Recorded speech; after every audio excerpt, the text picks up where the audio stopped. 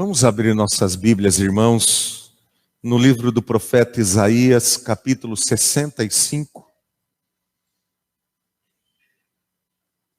Isaías, capítulo 65, os versículos 17 a 19. Isaías 65, 17 a 19.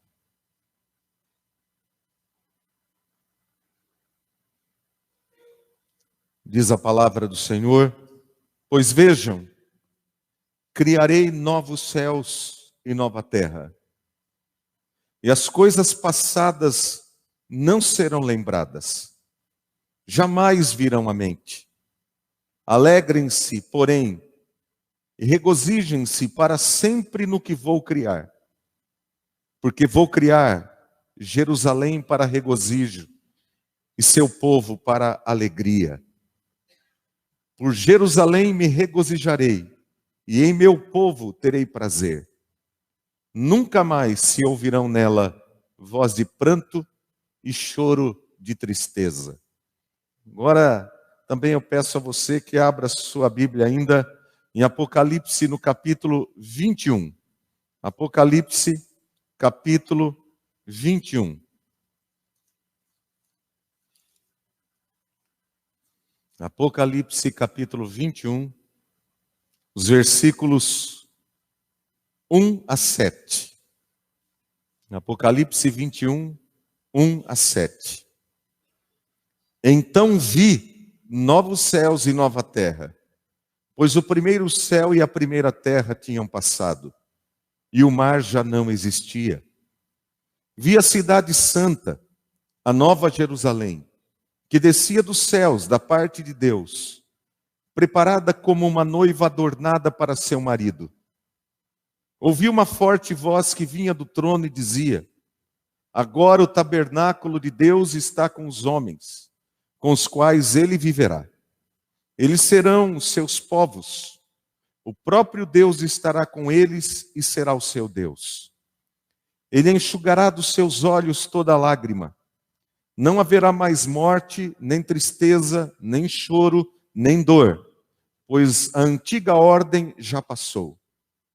Aquele que estava sentado no trono disse: estou fazendo novas todas as coisas. E acrescentou: escreva isto, pois estas palavras são verdadeiras e dignas de confiança. Disse-me ainda: está feito.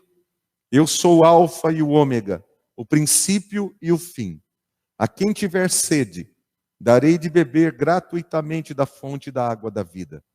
O vencedor herdará tudo isto, e eu serei seu Deus, e ele será meu filho. Pai, te glorificamos e te exaltamos pela revelação bendita da tua palavra. E oramos nesse instante, ó Pai, pedindo mais uma vez a iluminação do teu Espírito Santo para a compreensão da palavra do Senhor. Que o Senhor me ajude, ó Deus, a entregar a palavra nesta noite aos meus amados irmãos, e que todos os meus amados irmãos possam acolher em seus corações esta palavra, que ela venha trazer fruto, produzindo vida, esperança, alegria, transformação, em nome de Jesus. Amém. Meus irmãos, no domingo passado, nós vimos que quando um filho de Deus, ele parte desse mundo, o seu corpo volta para a terra. E segundo as Escrituras, esse corpo estará aguardando a ressurreição, que se dará no momento em que o Senhor Jesus Cristo retornar à terra com poder e grande glória.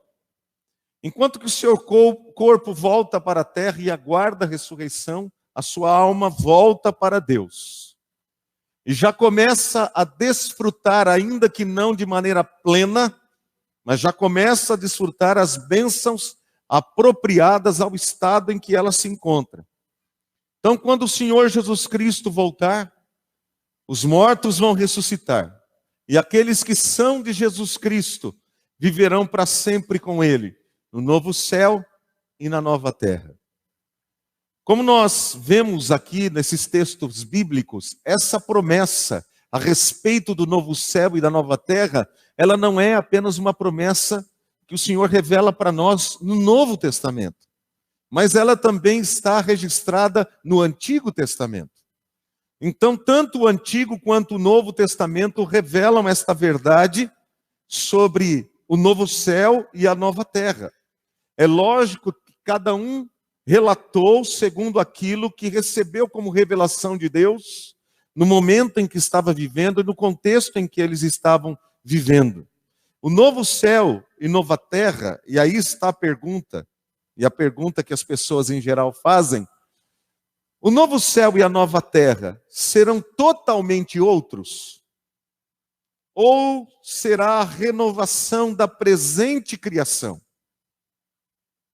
É importante, queridos irmãos, entender que novos céus e nova terra são uma referência ao universo como um todo, ao universo inteiro, não só a terra aqui onde nós vivemos, mas a todo o sistema criado por Deus, porque Deus não criou apenas a terra, Deus criou todo o universo. Então, quando a palavra de Deus está expressando novos céus e nova terra, ela está falando sobre o universo inteiro, a criação toda de Deus. E essa é a questão.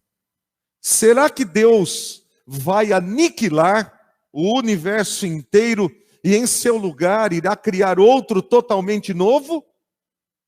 Ou o novo universo será essencialmente o mesmo, renovado e purificado?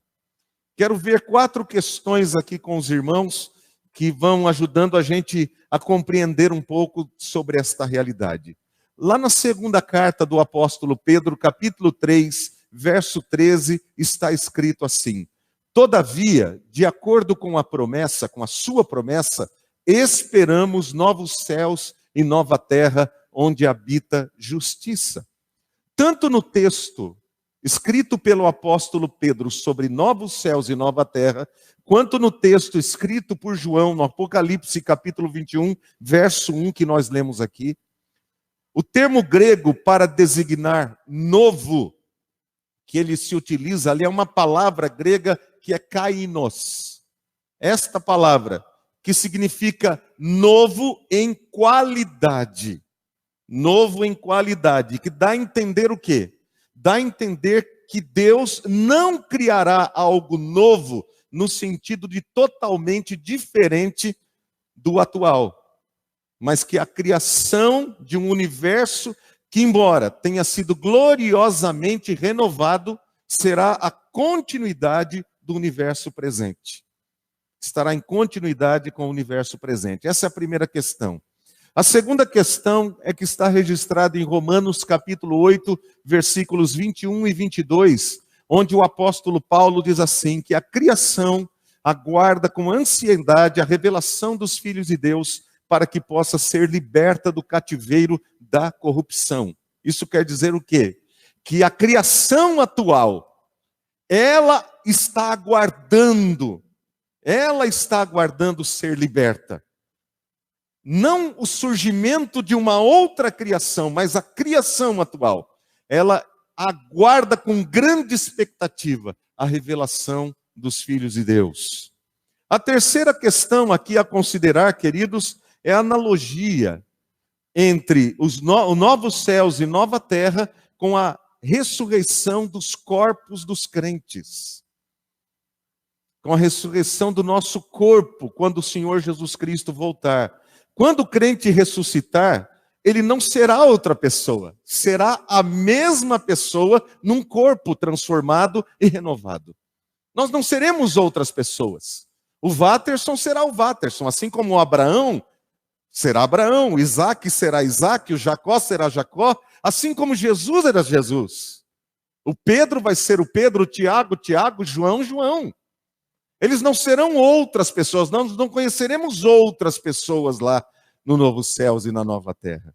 Assim como eles serão os mesmos e nós seremos os mesmos, os céus e a terra serão os mesmos, porém transformados pelo poder de Deus. A quarta questão a considerar é que a aniquilação é algo incompatível com o ensino bíblico.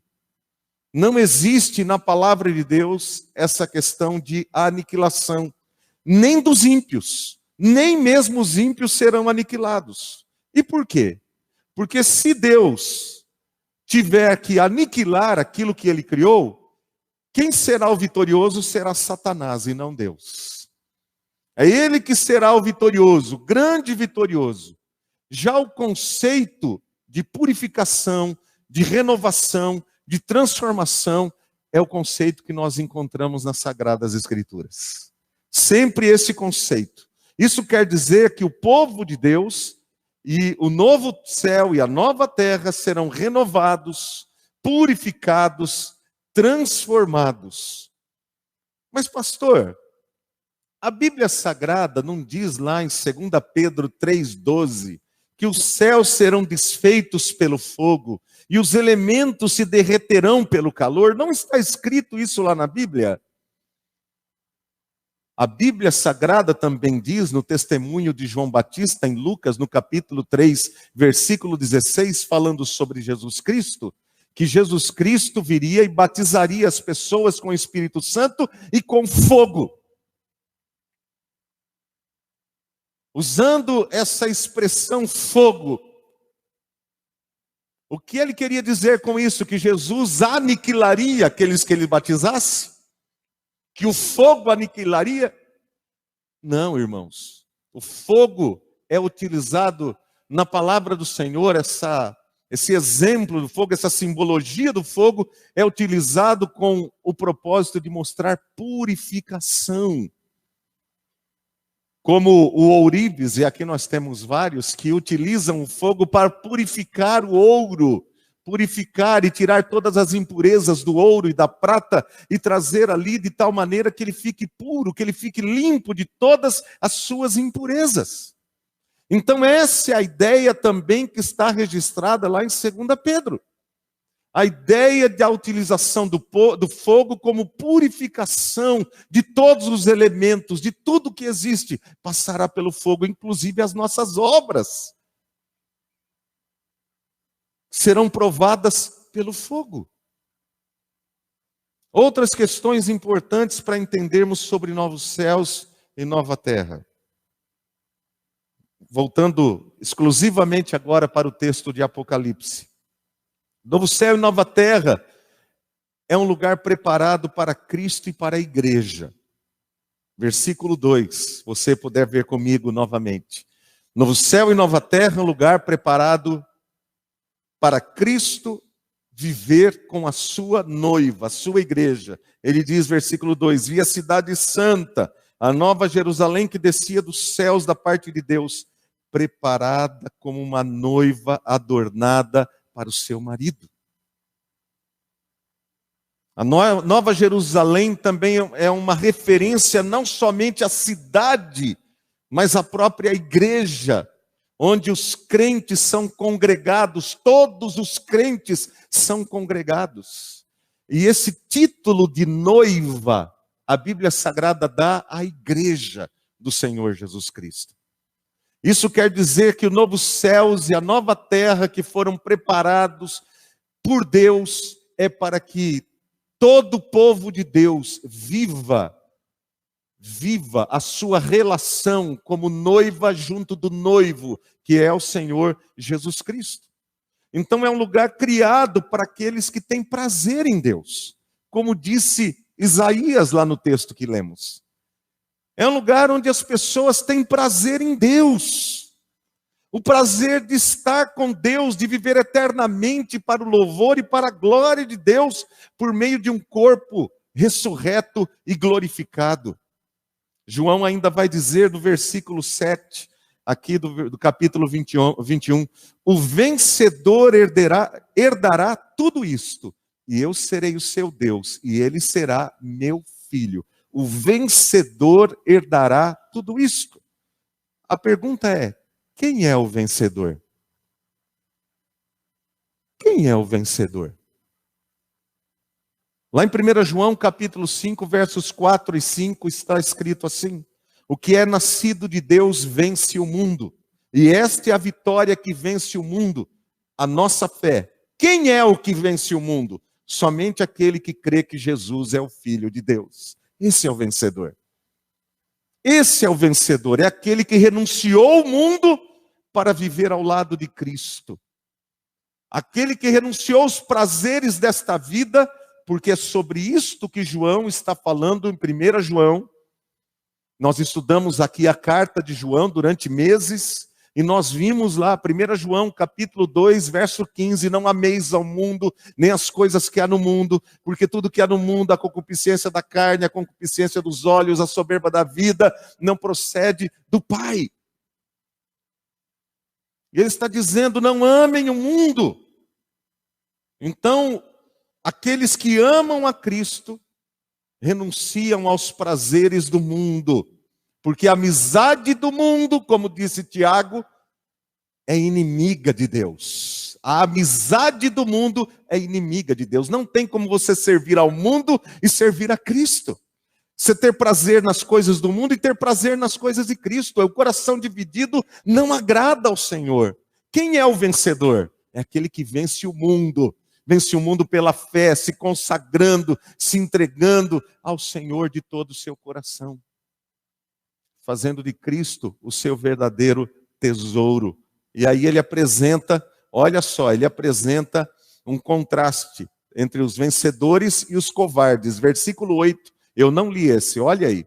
Mas os covardes, os incrédulos, os depravados, os assassinos, os que cometem imoralidade sexual, os que praticam feitiçaria, os idólatras e todos os mentirosos, o lugar deles será no lago de fogo que arde com enxofre. Esta é a segunda morte. A separação eterna de Deus, a morte do juízo final do Senhor. Aqueles que não terão mais condições de se voltarem, de se arrependerem e voltarem para Deus. Aqueles que não levaram a palavra de Deus a sério, os apelos de Deus para que se arrependessem, abandonassem as obras más, as obras da carne, ouviram e não abandonaram. Esses não estarão lá, porque o novo céus e a nova terra é para os vencedores, para os vencedores. Segundo lugar, queridos, os novos céus e nova terra é o lugar onde Deus habita. Versículo 3. Ele diz, ouvi uma forte voz que vinha do trono e dizia, agora o tabernáculo de Deus está com os homens. A ideia de tabernáculo é Deus morando junto com os homens, com os quais ele viverá. Eles serão seus povos. O próprio Deus estará com eles e será o seu Deus. Você se lembra dessa figura do tabernáculo? É uma figura lá do Antigo Testamento. Figura lá do Antigo Testamento, quando Deus ordena a Moisés que Moisés construa um tabernáculo e dá toda a orientação para que Moisés, como aquele tabernáculo deveria ser feito. Porque em todo aquele tabernáculo há simbologia, tipo da pessoa e da obra de nosso Senhor Jesus Cristo. E do relacionamento de Deus, como o homem pode ter relacionamento com Deus. E o tabernáculo, ele deveria ser colocado num lugar estratégico. Ele era colocado no centro. As tribos de Israel ficavam dispostas, todas elas ao redor do tabernáculo. As 12 tribos, cada uma no seu devido lugar. De onde saíssem, eles olhassem, o tabernáculo estava no centro. A ideia de que Deus está no centro. Quando eles iam sair para a caminhada, o tabernáculo era desmontado e levantado. Os sacerdotes iam à frente, os levitas iam à frente, levando o tabernáculo, e o povo ia atrás. Quando Deus ordenava que eles parassem, eles paravam, montavam o tabernáculo, e as tribos todas em ordem certinho, em volta do tabernáculo. Eles não poderiam fazer absolutamente nada que Deus não estivesse no centro. Essa é a ideia. Deus está no centro. Porque no Éden, Deus habitava com o homem. Mas quando o homem escolheu o pecado, diz a palavra do Senhor em Gênesis capítulo 3, que o homem foi expulso da presença de Deus. E Deus colocou um querubim com uma espada para guardar a entrada da árvore da vida, para que o homem não comesse da árvore da vida e vivesse eternamente no pecado. Foi misericórdia de Deus aquele ato, misericórdia de Deus. Porque Deus é tão santo que nós não podemos conviver com Ele vivendo em pecado. Mas Deus quer viver conosco. Esse é o grande anseio do coração de Deus. Por isso Jesus Cristo se fez carne, habitou entre nós, derramou a sua vida lá na cruz do Calvário, derramou o seu sangue, morreu por nós, ressuscitou, e Ele voltará para habitar eternamente com todos aqueles que creram nele e venceram o mundo. Indica então que aqueles que vivem com Deus, eles venceram o pecado, venceram pela graça e misericórdia de Cristo, daqueles que olharam para Cristo, se envolveram com Ele, se entregaram a Ele, foram transformados por Ele. Porque no novo céu e nova terra não existe pecado. Não existe mais pecado. É um lugar de santidade plena, santificação plena de todos aqueles que estarão ali com Deus. Terceiro lugar, novos céus e nova terra. Lá não haverá mais separação. Não haverá mais separação. O versículo 1 diz assim: então vi novos céus e nova terra, pois o primeiro céu e a primeira terra tinham passado, e o mar já não existe. O mar aqui é símbolo de separação entre os continentes, que separa, e naquela época em que isso foi revelado, muitas coisas não haviam sido descobertas, terras que não haviam sido descobertas, nem se sabia, nem se aventuravam os navegantes no mar. Você sabe, o nosso país mesmo foi descoberto em 1522. Isso foi escrito lá nos primeiros anos do primeiro século. O medo que as pessoas, inclusive, tinham de se lançar no mar, porque o mar dava essa ideia de separação, uma coisa terrível. Agora ele está dizendo: o mar já não existe. A ideia é de que céus e terra estarão unidos. Unidos. E a oração de Jesus: seja feita a tua vontade, assim na terra como nos céus. Ela estará se concretizando em sua plenitude. Céus e terra serão totalmente ligados. Mateus 18, tudo que ligares na terra será ligado nos céus. Não haverá mais nenhuma separação. Céus e terra totalmente ligados, conduzidos, governados por Deus na sua integralidade. Isso quer dizer, queridos, que o universo inteiro estará à nossa disposição. Você não imagina o que é isso, né? Você já pensou que o seu corpo ressurreto será como o corpo de Cristo ressurreto? Como Cristo foi para o céu? Ele não precisou de nenhum foguete da NASA. O seu corpo começou a subir. E viram o seu corpo subindo diante dos olhos. Meu amado irmão, não vai haver mais limites de tempo e de espaço no novo céus e na nova terra. O universo inteiro estará à nossa disposição para conhecermos tudo. Tudo. Não vai mais haver essa questão de limite de tempo, quantos anos-luz para se chegar até tal lugar. Não vai mais haver isso. Não vai mais haver.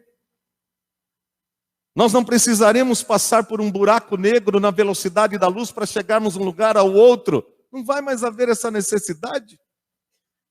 Nem as ideias, né? Por quê? Porque nós teremos toda a eternidade para conhecer, para estudar, para investigar tudo que foi criado por Deus. Todo o universo criado por esse grande Deus está na nossa disposição.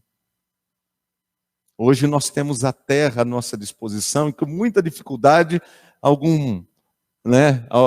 lua, que já chegamos lá, uma dificuldade tremenda de ir para qualquer outro lugar, tentando chegar a qualquer outro lugar, tentando chegar. Não haverá mais isso. Essa dificuldade, essas distâncias, essas coisas que são limitadas pela nossa própria temporalidade, pela nossa própria finitude. isso não vai mais ter, não vai mais existir, não vai mais haver nenhuma separação. Os relacionamentos entre irmãos serão aprofundados. Amigos queridos que já partiram, familiares que partiram e estão com Cristo, que morreram na fé, novos amigos que nós conheceremos lá, irmãos da Coreia do Norte, que estarão lá, que nós teremos a oportunidade de conhecer. Alguns deles, com toda certeza, se lembrarão das orações que nós fizemos por eles, porque nós nos lembraremos das coisas boas, mas não das coisas ruins. Lá todos nós seremos irmãos e desfrutaremos de profunda intimidade, tão profunda e tão santa, que é impossível da nossa mente imaginar. Que a nossa mente luta com pensamentos e com limitações do nosso próprio ser, o qual o pecado nos trouxe. Nossa comunhão com os nossos irmãos e com Cristo será perfeita. Não haverá mais inveja, ciúme, tititi, coisinha que muitas vezes nos separam e colocam umas pessoas contra as outras. Isso é coisa da carne, isso é coisa do pecado. Pecado não terá mais vez lá, então essas coisas não terão mais vez. O céu será um lugar de contínua adoração. Nós viveremos intensamente para a glória e para o louvor de Deus. Vai ser o grande prazer do coração daquele que tem todo o seu prazer em Deus. Paulo ficou tão maravilhado com estas coisas quando ele escrevia a carta aos Efésios, com revelações tão extraordinárias que Deus havia trazido a ele, que ele parou e orou em Efésios, no capítulo 3, versos 18 e 19, para que todos os crentes pudessem compreender a largura, o comprimento, a altura e a profundidade e conhecer o amor de Cristo que excede todo entendimento. Porque aqui nós não somos capazes. Nós não somos capazes. Porque no novo céu e na nova terra o amor atingirá e governará todas as nossas faculdades. Nosso intelecto, nossas ações, emoções, relacionamentos, tudo será governado por esse amor santo, esse amor puro do Senhor Jesus Cristo, que inundará o nosso coração. Será um amor tão puro, tão perfeito e tão santo, que nós não sentiremos falta de absolutamente nada. Não teremos medo de nada. Não teremos nem inveja, nem ciúmes, como eu falei aos irmãos. Seremos inundados por uma profunda compreensão intelectual, emocional, espiritual do amor de Deus. E este amor, queridos, vai nos impelir a louvar, a adorar, a servir, a compartilhar, a nos doarmos uns aos outros. Vai ser a grande motivação. Juan Carlos Ortiz, teólogo argentino, não sei se ele está vivo ainda, mas ele escreve no seu livro Discípulo que o amor será o oxigênio do reino de Deus. O oxigênio do reino. Aqui muitas vezes nós falamos e cantamos sobre o amor sem sentir absolutamente nada. Falamos às vezes sem sentir nada. No céu isso não vai existir. Não vai dar para você falar sobre o amor e cantar sobre o amor sem que o amor seja real dentro de você. Não há como louvar a Deus lá da boca para fora, falar de qualquer coisa, né, pensando em outra. Não tem jeito. O Senhor ocupará o nosso pensamento. Ocupará para sempre, plenamente, os nossos pensamentos. O último ponto que eu quero destacar aqui, meus amados irmãos, é o que está no versículo 6. Disse-me ainda, está feito. Eu sou o alfa e o ômega, o princípio e o fim. Quem tiver sede, darei de beber gratuitamente da fonte da água da vida. Meus amados irmãos, é só pela graça de Deus que nós podemos chegar nesse lugar. É só pela graça de Deus. Não nos custa absolutamente nada para ir ao céu. Nada. Você não tem que pagar nada pela sua salvação. Ela é de graça. Porque Cristo já pagou o preço por nós. Agora, você deseja desta água? Você deseja de todo o seu coração desta água? Se ela custasse alguma coisa, a Globo passou uma novela agora, não passou? De uma fonte de água lá, aquela coiseira toda, que dava a vida eterna. Há filmes que falam sobre isso. As pessoas querem remédios que prolonguem os seus dias, que elas possam viver mais. E eu creio que se alguém tivesse muito dinheiro e dissesse, olha, existe de verdade a fonte da água da vida, e quem bebe tem vida eterna. Essa pessoa, com todo o seu dinheiro, ela iria lá e compraria dessa água para ela beber, para ela viver eternamente. Agora a palavra do Senhor está dizendo, é de graça a fonte da água da vida. É de graça. Você não precisa pagar nada. Não precisa pagar nada. O que nós precisamos é crer no que Cristo fez por nós. O que Cristo fez por nós. Mas eu digo uma coisa aos irmãos, no momento em que cremos, a nossa vida é transformada. Ela não continua mais a mesma. Os nossos desejos não continuam mais os mesmos. Os nossos interesses não continuam mais os mesmos. A nossa adoração não continua mais a mesma.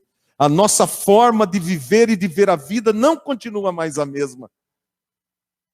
Porque quando essa fonte de água viva, nós bebemos e ela entra em nós, ela é transformadora. Ela corre de dentro para fora. Ela transforma a nossa vida por dentro, de maneira que aquilo que nós falamos, que jorra de dentro de nós, condiz com aquilo que nós estamos vivendo. Porque se a boca fala do que está cheio o coração, quando essa água viva, ela transforma o nosso coração, ela enche a nossa alma, a nossa maneira de falar, de viver, de agir, ela é condigna desta verdade transformadora que Cristo vive em nós. Queridos, estar no céu é estar com Cristo. Se nós queremos estar com Cristo aqui, isso revela que nós queremos estar com Cristo lá. Agora, se nós não queremos e não temos prazer em Cristo aqui, o que diz que nós teremos prazer de estar com Cristo lá? Tudo começa aqui. Eu falei esses dias atrás que o céu começa aqui. Quando você tem um encontro com Jesus, o céu começa aqui. No seu coração, na sua vida, na sua maneira de você viver a sua vida. E eu espero em nome de Jesus e oro para que Deus nos dê a bênção a todos nós de querermos desta água. De dizer como a mulher samaritana disse ali junto ao poço, quando Jesus se revelou a ela, dá-me sempre dessa água, Senhor. Eu quero dessa água bendita, transformadora para a minha vida. Louvado seja o nome do Senhor. Vamos orar, queridos? Fiquemos em pé e vamos orar. Depois nós estaremos louvando ao Senhor com um hino. Senhor, te louvamos, te bendizemos, por preparar para nós um lugar tão maravilhoso. E pela certeza bendita de que o Senhor há de transformar esta terra e o céu que agora vemos num novo céu e uma nova terra. Pai, para que nós não fiquemos, ó Deus, cobiçando as coisas deste mundo que vai passar, porque esse sistema que agora vemos, mesmo as aparentes belezas que o homem construiu, estas coisas todas vão passar. Às vezes nós economizamos, gastamos tanto dinheiro em coisas que vão passar. e investimos tão pouco nas coisas eternas. Pai, quando o Senhor, na tua palavra, está dizendo que vai transformar tudo, e o justo herdará a terra, nós herdaremos este lugar, e este lugar será muito mais lindo do que jamais foi, mais extraordinário do que jamais foi. Nós veremos a verdadeira beleza, a verdadeira glória da tua criação, que se perdeu por causa do pecado, Pai. Dá-nos entendimento disso, para que nos envolvamos cada vez mais, investamos cada vez mais a nossa vida, Pai querido, no nosso relacionamento com o Senhor, na certeza de que herdaremos a terra gloriosa e o céu glorioso que Cristo Jesus há de transformar, assim como transformará esse corpo corruptível num corpo incorruptível para vivermos a eternidade ao teu lado. Senhor, faz isto conosco, dando-nos esse entendimento em nome de Jesus. Amém.